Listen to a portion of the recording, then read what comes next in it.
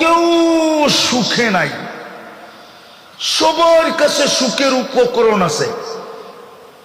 সুখের জন্য আপনি বলবেন টাকা দরকার, যাদের কাছে টাকা আছে ওরাও সুখী না। আপনি বলবেন সুখের জন্য শক্তি দরকার, যাদের কাছে শক্তি আছে ওরাও সুখী না।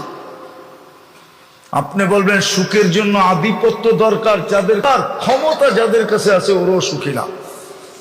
আপনি বলবেন সুখের জন্য যৌবন দরকার, আমাদের যুবকরা তো একজনও সুখী না। না ওর জীবন নিয়ে ও সুখী, না ও মা বাবা নিয়ে সুখী। আপনি যুবকদেরকে জিজ্ঞেস করেন, সন্তানদেরকে, যুবক সন্তানদেরকে জিজ্ঞেস করেন, ওরা একজনও মা বাবা নিয়ে সুখী না। কেননা ও চায় মা বাবাকে নাকে ধরে কানে ধরে চালাইতে, আর মা বাবা চায় ওরে কানে ধরে চালাইতে, বিদায় ও মা বাবার সাথে সুখী না। ও বলে মা বাবা আমার কথা শুনবে, আমি কেন শুনবো? কি ভুল বলতেছি? ওরা তো মা বাবা নিয়ে সুখী না, ও যৌবন নিয়েও সুখী না। মাঝে মাঝে ওদের মোটর সাইকেল চালানো দেখলে আমি এই কথায় সিদ্ধান্তে পৌঁছি যে ও আসলে দুনিয়ায় থাকতে চায় না, তাড়াতাড়ি মরে যেতে চায়। আজকে আসার সময় আমি দেখতেছিলাম আপনাদের এখান থেকে একটা পরিবহন যায় নোয়াখালীর থেকে ঢাকা, উপকূল পরিবহন মনে হয়, নোয়াখালী কুমিল্লা। আমিও গাড়ি দিয়ে আসতেছিলাম, এক উপকূল বাস দৌড়াইতেছিল এক যুবককে। আমি দৌড়ানোই বলবো, ওর যে মোটর সাইকেল চালানোর স্টাইল, মোটর সাইকেলের উপরে বিলকুল শুয়া পড়া, কেননা বৈশা এত জোরে চালাইলে বাতাস লাগবে, তো মোটর সাইকেলের উপরে শুয়া পড়ে যাতে বুকে বাতাসের বাড়ি না লাগে। ওদের কাছে টেকনিক আছে, হুজুররা বুঝবেন না। তো যেই জোরে চালাইতেছিল আমার মনে হইতেছিল উপকূল ওরে দৌড়াইতেছে। আর আমি ভাবতেছিলাম ও মনে হয় বেশি দিন দুনিয়াতে বাঁচতে চায় না, মনে হয় পিছনে কেউ ওরে জুতা দেখায় দিছে, এর লেগে ওই খেপা গেছে যে এই জীবন রাইখা লাভ কি? নাইলে তাজা তাজা কেউ সেক দিছে, লাকসামের দিকের থেকে আসছে, তো বুঝতেছিলাম হয়তো কেউ সেক দিছে, নাইলে ও বলতেছে জীবন রাইখা লাভটা কি? চলো যাতে দুনিয়া ওভারটেক করে তাড়াতাড়ি আখেরাতে চলে যেতে পারি। ওদের মোটর সাইকেল চালানো স্টাইল দেখলে আমার এটাই মনে হয় যে ওরা সুখী না। কি কও যুবক, রাগ হয়ে গেল?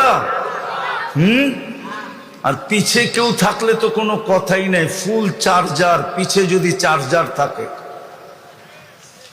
আপনারা বুঝবেন না, ওরা বসতেছে চার্জার কারে কয়, ঠিক না রে?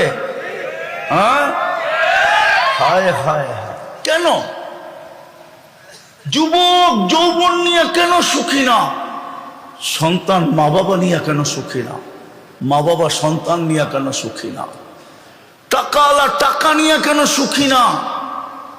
আধিপত্যওয়ালা আধিপত্য নিয়ে কেন সুখী না? আমাকে যুক্তি দিয়া বুঝান, শক্তিওয়ালা শক্তি পাওয়ার পরেও কেন সুখী না?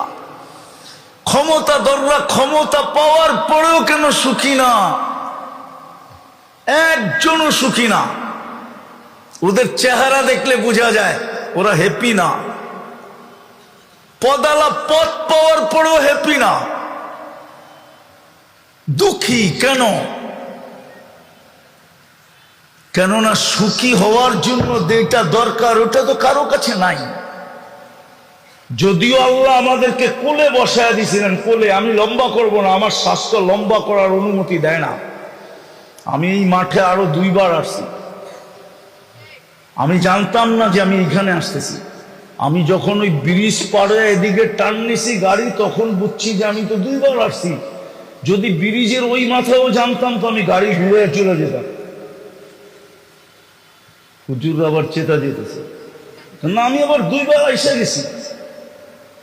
সমুদ্রে পানি ডালার কোনো প্রয়োজন হয় না, এটা তো সমুদ্র।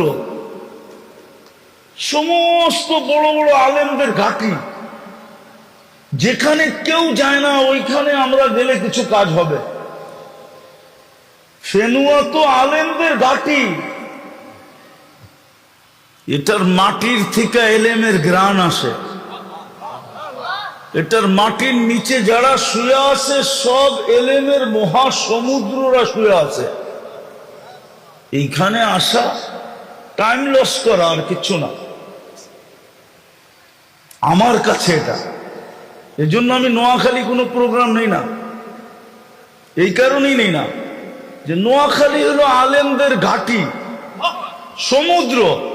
ওটার ভিতরে পানি ঢেলা কোনো লাভ হবে না, বেকার সমুদ্রে পানি ডালা। যেইখানে কুয়াও নাই ওইখানে যে কিছু ঢাললে লাভ হবে। এই জন্য আমার প্রোগ্রাম দেখবেন প্রত্যন্ত অঞ্চলে, বহু দূরে দূরে। কারণ আমার থিওরি এটা, আমি 2 বার আসছি, 3য়বার যে এইখানেই আসবো। সত্য কথা, আমি যদি জানতাম না হাইওয়ে থেকে তো গাড়ি ঘুরা যেত, আমি বলতাম আর যাওয়ার দরকার নাই ওখানে। যে যায় না তার দরকার, আমি তো 2 বার গেছি। তো আমি যেটা বুঝাইতেছিলাম যে মানুষ হিসাবে জন্ম নিলেই মানুষ হয় না, আর মানুষ হওয়া ব্যতীত আল্লাহর সাথে সম্পর্ক হয় না, আল্লাহ পক্ষে হয় না, আল্লাহর সাহায্য আসে না। এই জন্যই দেখাইলাম আজকে আমরা মানুষ না, সমাজে আমরা মানুষ, সমাজে আমরা মানুষ, আইডি কার্ডে আমরা মানুষ, আদম শুমারিতে আমরা মানুষ, পাসপোর্ট হিসাবে আমরা মানুষ, আল্লাহর কাছে আমরা মানুষ না। কোরআনে যে রিজালুল্লাহ বলছে ওই রিজালুল্লাহ আমরা না। না হওয়ার কারণ কি, এটাই আপনাদেরকে 2 শব্দে বুঝাইতে চাইতেছি। না হওয়ার কারণটা কি? না হওয়ার কারণটা কি? আল্লাহর কিন্তু দাবি ছিল, দাবি আমাকে মানো, আতিউল্লাহ, আমাকে মানো। কিন্তু একটা প্রশ্ন হয়েছিল, লা তারা কাল উয়ুন, মানবো কি কইরা? আপনাকে তো চোখে দেখি না, মানবো কি কইরা? ওয়ালা তুখালিতুকা যুনুন, আপনাকে তো ধ্যান ধারণায় আনা যায় না, মানবো কি কইরা? আপনার কথা তো ডাইরেক্ট শোনা যায় না, মানবো কি কইরা? আপনাকে তো বর্ণনা দিয়ে শেষ করা যায় না, মানবো কি কইরা? আপনাকে তো বর্ণনা দিয়ে শেষ করা যায় না। আপনি তো শুধু আল্লাহ না, আপনি তো রহমান, আপনি তো রহিম, আপনি তো মালিক, আপনি তো কুদ্দুস, আপনি তো সালাম, আপনি তো মুমিন, আপনি তো মুহাইমিন, আপনি তো আজিজ, আপনি তো জব্বার, আপনি তো মুতাকাব্বিরুল খালিকুল বারিকুল মুসাব্বিরুল গফফারুল কহ্হারুল ওয়াহাবুর রাজ্জাকুল ফাত্তাহুল আলিমুল কাবিদুল বাসিতুল খাফিদুর রাফিউল মুইজ্জুল মুতিল্লুস সামিউল বাসীরুল হাকামুল আদলুল লতীফুল খবীরুল হালিমুল আযীমুল গফুরুশ শাকুরুল আলিয়্যুল কবীরুল হাফিজুল মুকিতুল হাসিবুল জলিলুল করিমুর রকিবুল মুজিবুল ওয়াসি আল হাকিমুল ওয়াদুদুল মজিদুল বাঈসুশ শহীদুল হকুল ওয়াকিলুল কবিয়্যুল মতিনুল ওয়ালিয়্যুল হামিদুল মুহসি আল মুবদি আল মুঈদ আল মুহয়ি আল মুমীত الحي والقيوم الواجد الماجد الواحد الأحد الصمد القادر المقتدر المقدم المؤخر الأول والآخر الظاهر والباطن الوالي المتوالي البر التواب المنتقم العفو الرؤوف مالك الملك ذا الجلال والإكرام المقسط والجامع والغني والمغني المانع الضار النافع النور الهادي البديع والباقي والوارث والرشيد الصبور জল্লে জালালু। আপনি তো 99 পদের মালিক, আপনাকে মানবো কি করে? আল্লাহ ঘোষণা দিয়েছিলেন আতিউর রাসূল, আমার বন্ধুকে মানলেই চলবে। ইন তুতিউহু তাহতাদু, বন্ধুকে মানলেই হেদায়েতের মালা গলায় পরায় দেব। মান আতা আর রাসূল ফাকাদ আতা আল্লাহ, বন্ধুকে মানলেই আমার মানা হলো বলে স্বীকৃতি দিয়া দিব। এই জন্য আল্লাহ নিজের এতাআতের কথা কোরআনে এককভাবে একবারও বলেন নাই, শুধু আতিউল্লাহ একবারও বলেন নাই। যেখানে আতিউল্লাহ বলছেন ওইখানে আতিউর রাসূল বলছেন। আর শুধু বন্ধুকে একক মানার ব্যাপারে কোরআনে একক ভাবে বলছেন, মান আতা আর রাসূল ফাকাদ আতা আল্লাহ। বন্ধুকে মানলেই আমাকে মানা হয়ে যাবে। তো যেটা বুঝাইতেছিলাম, বোঝেন, মানুষ হিসেবে জন্ম নিলেই মানুষ মানুষ হয় না। আর মানুষ হওয়া ব্যতীত আল্লাহর সাথে সম্পর্ক হয় না, আল্লাহ পক্ষে হয় না। আজকে আল্লাহ আমাদের পক্ষে না।